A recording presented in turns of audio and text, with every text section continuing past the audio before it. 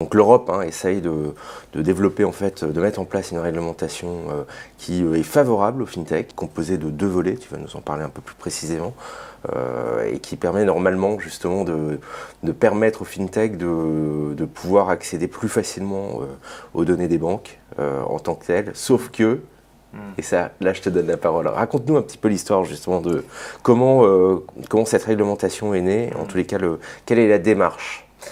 Déjà, le point de départ, c'est l'innovation, les entrepreneurs, les fintech qui créent des nouveaux services et qui sont adoptés massivement parce que ça répond à un besoin. Et donc, une fois que c'est devenu massif, c'est normal que les entités législatives, les régulateurs, l'Europe se saisissent de ces sujets-là pour essayer d'encadrer, puisqu'on est quand même dans la finance, il y a des enjeux de sécurité, de confidentialité, d'éviter qu'il y ait des risques systémiques, etc.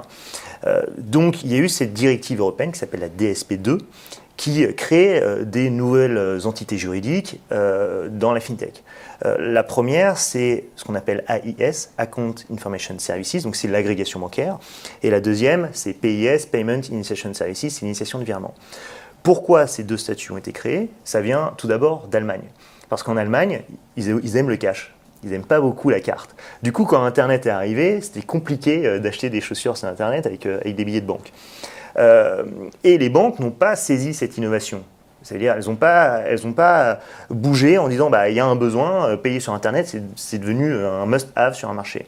Du coup, il y a une start-up qui s'appelle Sofort, pour la nommer, mais il y en a d'autres maintenant en Europe, notamment Klarna qui a racheté Sofort, qui s'est dit moi, je vais permettre le paiement sur Internet, même si on n'a pas de carte. Comment on fait? Donc, je vais faire des deals avec les e-commerçants et je vais mettre un bouton acheter avec Sofort. Quand la personne veut acheter quelque chose sur ce e-commerçant, il va cliquer sur ce bouton et moi je vais lui demander de sélectionner sa banque et de synchroniser sa banque avec les mêmes identifiants que quand je consulte mes comptes en ligne et je vais injecter le RIB du e-commerçant automatiquement dans l'interface bancaire pour faire un ordre de virement. Et ça a été une adoption massive puisque enfin les Allemands pouvaient payer sur Internet. En revanche, les acteurs bancaires se sont dit c'est quoi ce truc là qui est en train de taper dans nos systèmes pour de faire des ordres de virement. Ils ont porté plainte. Donc c'est les banques qui ont essayé de stopper cette innovation. Sauf que le législateur allemand a dit moi je ne suis pas compétent pour répondre à cette question. C'est remonté en Europe et l'Europe s'est dit ça répond à un besoin qui est quand même fondamental.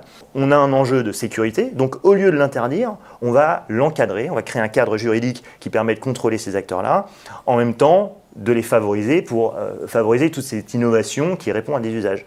En parallèle, il y a eu les autres innovations, donc l'agrégation bancaire, dont Bankin en fait partie, il est un des leaders, qui permet de consulter ses comptes sur une simple interface et de mieux gérer son argent. Donc c'est directement connecté à la banque, on synchronise ses comptes à la première utilisation et ensuite l'application va mettre à jour les données en temps réel. Et ça a été un usage massif, parce que nous, quand on a sorti Bankin la première fois en octobre 2011, on était quasiment le seul moyen de consulter ses comptes sur un iPhone. C'est pareil, un besoin fondamental, beaucoup de personnes ont un iPhone, enfin je peux consulter mes comptes. Et donc maintenant on a 1,7 million d'utilisateurs, donc c'est pareil, c'est remonté jusqu'à la Commission européenne qui a dit on est en train de négocier ce service d'initiation de virement dans le cadre de la directive européenne, il y a cette nouvelle innovation qui arrive, autant la placer dans la même directive. Donc c'est pour ça qu'il y a cette directive qui encadre et favorise ces deux activités. Les deux volets. C'est ça. Et du coup, donc, ça vous donne accès aux API des banques, des établissements bancaires, c'est ça le... Alors, les grands principes de la DSP2, c'est de dire déjà, maintenant, les acteurs doivent collaborer. Les banques et ces deux acteurs identifiés, AIS, PIS. Ils doivent collaborer pour que déjà la donnée soit fluide, soit sécurisée et qu'on puisse fournir sans barrière le service au client final.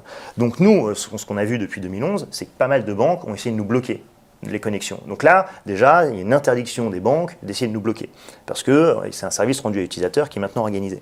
Ça, c'est les grands principes, c'est la collaboration, la sécurisation des échanges, de favoriser l'innovation, de ne pas avoir de discrimination de service entre ce que fournit la banque et ce qu'on fournit au tiers et à l'utilisateur, etc. La problématique, c'est quand on a ce texte de niveau 1, passe maintenant au texte de niveau 2, qui définit les standards techniques. Et c'est là où ça part un peu dans les choux, c'est qu'il y a un énorme lobby bancaire qui fait qu'ils font passer des messages et ils bloquent certaines décisions qui sont en faveur des citoyens et des consommateurs, et en prenant des décisions techniques qui risquent de bloquer le marché. Et c'est en ça qu'il y a un risque aujourd'hui, avant tout pour les utilisateurs et les consommateurs, et pour toute l'innovation fintech en Europe, si les décisions techniques qui sont poussées par les banques sont prises par le Parlement européen et la Commission européenne, qui risquent de bloquer l'innovation les 10 prochaines années en Europe dans le milieu fintech. D'accord, donc en gros, ils vous obligent à utiliser leur système d'information, leurs API, et pas d'utiliser... Alors, le point précis, c'est que on se dit, pour faire de l'échange entre deux serveurs, le meilleur moyen, c'est une API. Ça, c'est l'idée simple et que tout le monde comprend. Nous, on a utilisé déjà des API de banque. La problématique, c'est est-ce que l'API répond aux besoins de la fintech et de l'utilisateur? Est-ce qu'elle marche bien? Est-ce qu'elle a un spectre de fonctionnalités qui répond aux besoins du marché? Et en plus, vu qu'il y a de l'innovation, ça se trouve l'API qui marche bien aujourd'hui, demain il y a une nouvelle innovation, l'API ne répond plus à ce besoin-là. Donc nous, ce qu'on demande, et il y a eu un manifesto de plus de 70 fintech européennes sur ce point bien précis, c'est que si jamais il y a une API qui est créée par la banque, on puisse avoir le choix de l'utiliser ou non. Parce que si elle répond à notre besoin, on sera ravi de l'utiliser. En revanche, si elle ne répond pas à notre besoin, on ne va pas utiliser quelque chose qui nous bloque. Alors que les acteurs traditionnels font un lobbying gigantesque pour que si jamais elle crée une API, on ait l'obligation de l'utiliser. Mais si on a l'obligation de l'utiliser, il n'y a aucune alternative. C'est-à-dire qu'on est à la main des banques, il dit moi je suis fourni une API, désolé, elle ne répond pas aux besoins des utilisateurs, des consommateurs, mais bon, c'est celle que j'ai. Et donc c'est un point qui est technique, qui semble un détail anodin dans un texte de 70 pages de réglementation européenne. En revanche, c'est majeur pour les 10-15 prochaines années de l'innovation fintech, puisque si on a l'obligation d'utiliser une API qui ne répond pas à l'innovation, ça bloque. En fait, la banque elle a le pouvoir de bloquer toute l'innovation fintech en Europe. C'est quoi le timing justement de la mise en place de cette réglementation? Il nous reste combien de temps pour... Alors, la DSP2 a été signée en novembre 2015 et sera applicable en janvier 2018 au niveau réglementaire. Donc nous, on va être régulé par la Banque de France notamment. En revanche, là on parle du texte niveau 2, des standards techniques. Ils ne sont pas encore prêts. Justement, on est en phase de négociation, de jeu de pouvoir, etc.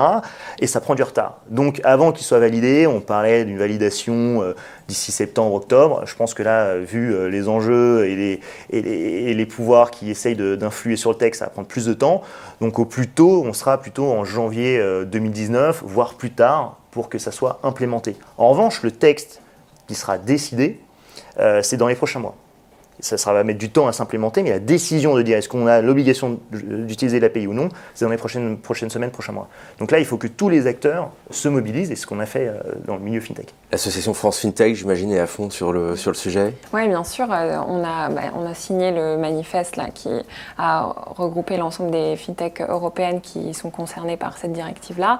Et bien sûr, on a transmis, nous on soutient la position des AIS français, notamment parce que en plus, on a la particularité d'être leader sur ce secteur. Banking, Linkso, Budget Insight sont les 3 fintech qui du coup sont leaders et donc c'est pour nous le moment d'agir et de ne pas étouffer l'innovation par un cadre réglementaire. C'est un de nos combats. Donc c'est clair qu'on pousse sur cette position. Je vous donne un cas très très précis pour représenter ce potentiel de blocage. C'est que la DSP2 concerne les comptes de paiement. C'est la directive des services de paiement. Donc les comptes de paiement, c'est le compte courant et le compte carte. Donc si on est DSP2 compliant, donc une API, ça concerne uniquement les comptes de paiement. C'est-à-dire que tout ce qui ne concerne pas les comptes de paiement, pas d'innovation. Donc nous, la représentation, c'est quand on gère son argent, on ne gère pas que ses comptes de paiement. Il y a les comptes d'épargne, assurance vie, crédit, etc. Peut-être que demain, sur une interface tiers, je vais pouvoir consulter mes actions que j'ai achetées en bourse, voir l'évolution en temps réel et donner des ordres. Ça, du coup, ça ne sera pas du tout possible si l'API qui est DSP2 compliant ne fournit pas ce service-là. Donc il faut trouver des alternatives. Et c'est ça qu'on demande, c'est que s'il n'y a pas d'alternative, toute l'innovation sera stoppée. De toute façon, au-delà des fintech, c'est un problème qu'on retrouve dans d'autres secteurs. C'est effectivement le retour des acteurs traditionnels qui essayent d'éviter l'uberisation qu'ils subissent depuis quelques années.